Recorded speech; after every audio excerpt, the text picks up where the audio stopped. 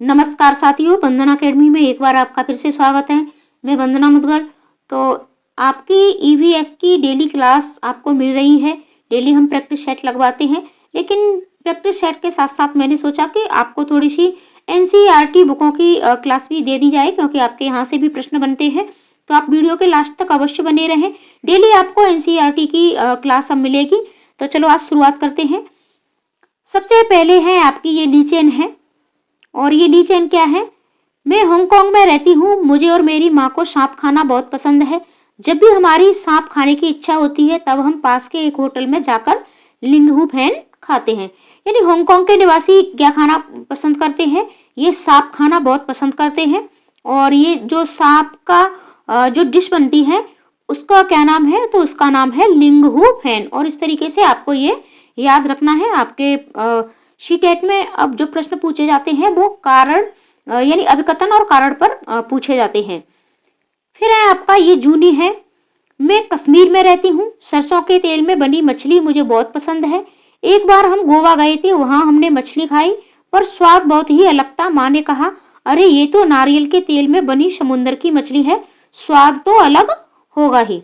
यानी कश्मीर के लोग मछली खाना पसंद करते हैं और गोवा के लोग भी मछली खाना पसंद करते हैं। लेकिन इन दोनों में फर्क क्या है? गोवा के जो लोग हैं ये नारियल के तेल में तल करके मछली को खाते हैं, और ये समुद्र की मछली होती है।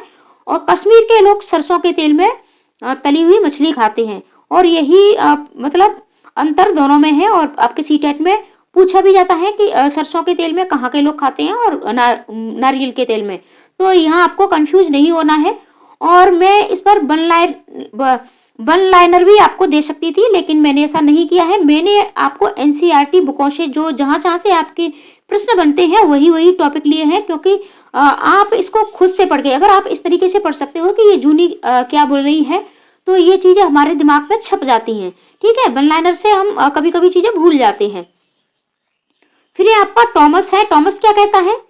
आपको भी इसी तरीके से याद रखना है। ठीक है, और टॉमस क्या कहता है? ये टॉमस कहाँ रहता है? ये केरल में रहता है। मुझे सबसे अच्छी दो चीजें लगती हैं, वे चीजें मेरे घर के आंगन में ही उगती हैं। यानी दोनों चीजें केरल के यानी घर घर में उगती हैं। एक ऊपर ऊंचे पेड़ पर और दूसरी जमीन के नीचे। बस नारियल डली हुई किसी भी करी के साथ उबला हुआ टेपियोका। यानी टेपियोका ये जमीन के नीचे उगता है और नारियल पेड़ के ऊपर लगते हैं। और इस टेपियोका में यानी उबाल करके और इसमें नारियल डाल करके खाया जाता है। मिल जाए तो क्या मजा आता है। ये कहाँ के लोग खाते हैं उबला हुआ टेपियोका नारियल की डली के साथ? तो ये केरल के लोग खाते हैं।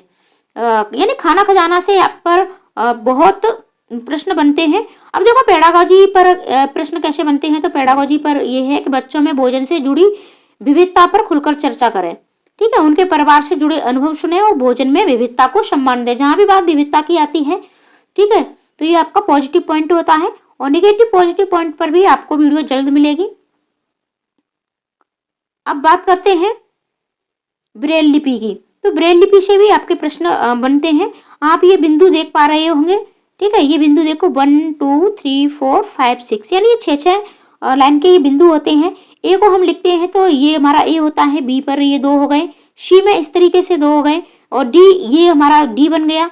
और इस तरीके से ये ई बना है। यानी इस पर क्या होता है कि ये उभरे हुए बिंदु होते हैं। और इन उभरे हुए बिंदुओं पर जब हाथ फेर के और इसे पढ़ा जाता है। लुई ब्रेल फ्रांस देश का रहने वाला था। जब वह 3 साल का था, तब एक दिन अपने पिता के औजारों से खेल रहा था। आपका प्रश्न बनता है कि ब्रेल लिपि की मतलब किसने रचना की? तो ये ब्रेल लिपि लुई ब्रेल। और ये कहाँ के रहने वाले थे? फ्रांस के रहने वाले थे। अचानक एक नुकीली औजार से उसकी आंखों में चोट लग गई और आंखें खराब हो गई। उसे आंखों से दिखना बिल्कुल बंद हो गया। उसकी पढ़ने में बहुत रुचि थी। उसने हार नहीं मानी। वह पढ़ने के लिए तरह तरह की तरकीबें सोचता रहता था। आखिर उसने ढूंढ ही लिया एक तरीका छूकर पढ़ने का। ये बाद में ब्रेल लिपि के नाम से जानी जाने लगी। इस तरह की लिपि में मोटे कागज पर उभरे हुए बिंदु बने होते हैं। उभरे होने के कारण इन्हें छूकर पढ़ा जा सकता है। ये लिपि 6 बिंदुओं पर आधारित होती है। आजकल ब्रेल में नए नए परिवर्तन हुए हैं, जिससे इसे पढ़ना लिखना और भी आसान हो गया है। ब्रेल लिपि अब कंप्यूटर के द्वारा भी लिखी जा सकती है। ये ब्रेल लिपि की बात हो गई। ठीक है, अब बात करते हैं घरों की। और यह घरों से भी आपके प्रश्न बहुत ज़्यादा बनते हैं। तो चलो बात करते हैं। देखो ये कहता है कि मैं असम के मोलनगाम से आया हूँ, हमारे यहाँ बहुत बारिश होती है। तो ये चीज़ें आपको भी अपने दिमाग में बिठा लेनी है कि असम हमारा कहाँ है। आपको मैप भी अवश्य आना चाहिए, भारत का मैप देखिए कौन सा राज्य किस दिशा में स्थित है, कौन से राज्य में मतलब वर्षा ज़्यादा होती है, कहाँ सर्दियाँ पड़ती हैं, ये सारी चीज़ें आपको अवश्य आनी चाहिए। अगर आपको ये सारी चीज़ें आएंगी तो फिर आपके प्रश्न गलत नहीं होंगे, ठीक है। तो असम में क्या है कि यहाँ बारिश ज़्यादा होती है, इसलिए हमारे घर जमीन से लगभग 10 से 12 फुट ऊंचे बने होते हैं, क्योंकि जब बारिश ज़्यादा होती है तो पानी भर जाता है जमीन में, ठीक है। तो इसलिए जमीन से 10-12 फुट ऊंचे बने होते हैं।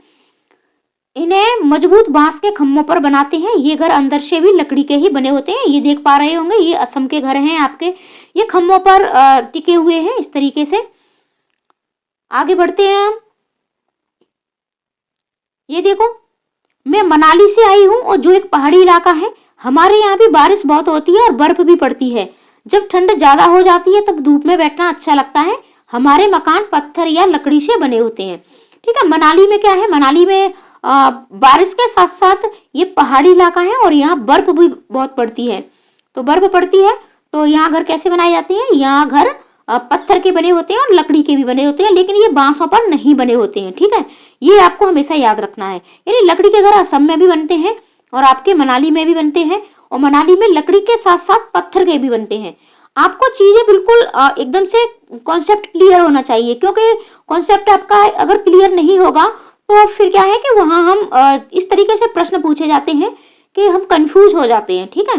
तो ये सारी चीजें आपको याद रखनी है। और वैसे भी आप ये देखिए, आप नेट में निकाल के मनाली शहर देख लो और आपको पता चल जाएगा मनाली कैसा है, वहाँ किस तरीके का है, असम कैसा है। और अब तो इतनी सुविधाएं हैं हमारे पास इंटरनेट से कि हम सारी चीजें बिल्कुल अच्छे से दिमाग में बिठा के और सीख सकते हैं। फिर है आपका दिल्ली, भारत की राजधानी है। दिल्ली और उसके जैसे बड़े शहरों में, गांवों में, कस्बों से लोगों को काम की तलाश में आना पड़ता है। ये लोग अक्सर शहर में ही बस जाते हैं। यहाँ रहने वाले लोग ज्यादा हैं और जगह बहुत कम। बहुत लोगों के पास मकान होते ही नहीं है, उन्हें झुग्गी झोपड़ियों में रहना पड़ता है। और कहीं लोगों के पास वह भी नहीं, लोग जहाँ जगह मिले वहीं सो जाते हैं, सड़क पर, फुटपाथ पर, स्टेशन पर। वाकई शहरों में घर की बहुत बड़ी समस्या है। ये देखो, आप बच्चों को इस तरीके से घर दिखा सकते हो, ठीक है। इसमें ये मैं थोड़ा छोटा करके दिखा रही हूँ आपको। बहुमंजिला मकान, ठीक है, कौन सा है, ये बहुमंजिला है। और आपके बर्फ के घर जिनको इग्लू बोलते हैं, ये इग्लू है, ठीक है। हाउस बोट, ये हाउस बोट है आपकी, और ये आपकी झोंपड़ी है। आगे बढ़ते हैं हम।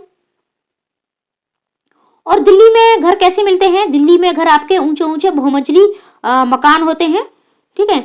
अब चलो चलें स्कूल। यहाँ से भी आपके प्रश्न बहुत पूछे जाते हैं कि कौन से बच्चे कहाँ कहाँ से और किस तरीके से स्कूल जाते हैं।